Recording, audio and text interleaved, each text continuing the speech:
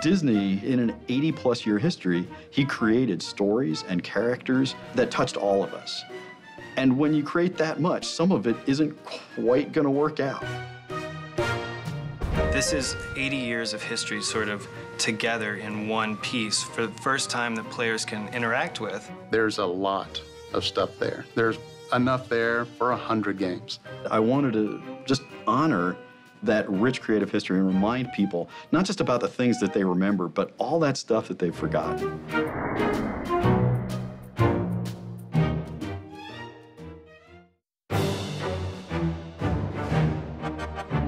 Getting the opportunity to visit, the Disney archives and just look at how much information has been stored over these past 80 years is mind-blowing.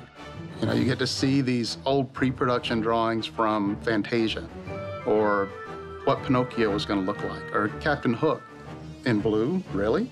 Tons of cool stuff to see. Now, as a fan of Disney animations, it was a great opportunity for us to go back, relive a lot of the characters I loved as a child, and then reintroduce them for today's market.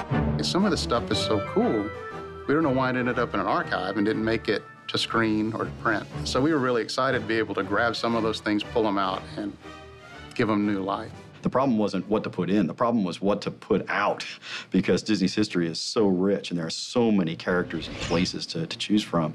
The weeding out process was a nightmare. The whole story around Disney Epic Mickey is about remembering these forgotten characters. And not only is Mickey doing that, but the player is doing that as well.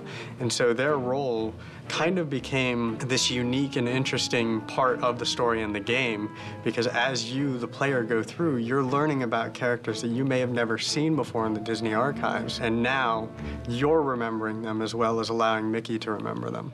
In Oswald's case, we had to remind people what his personality was like, what his abilities were, what made him one of the most popular stars in the late 20s. For some of the other guys, it was really, they're kind of foils for Mickey. They're ways to remind Mickey that even he's forgotten his old friends. We've got a character who himself has forgotten characters like Clarabelle Cow and Horace Horsecollar and the Mad Doctor and Gus the Gremlin. Those are characters that in some cases he interacted with a bunch in his early cartoons, and so we get to have him play the role of the player, so we can show kind of the sadness of the characters who have been forgotten by Mickey and by the player, and use them to evoke some emotions in the player that I think will enrich the experience. We really tried to be as true as we could to the reality of these characters as the Disney animators and as Disney himself created them.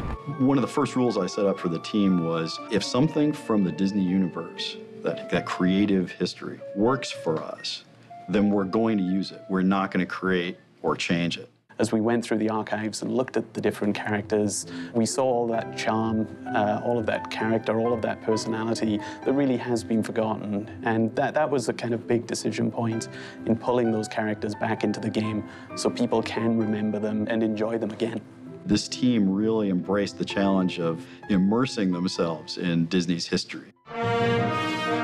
Disney Epic Mickey is, in a really strange sense, a history lesson. I hope nobody perceives it that way. I don't want people put off by that.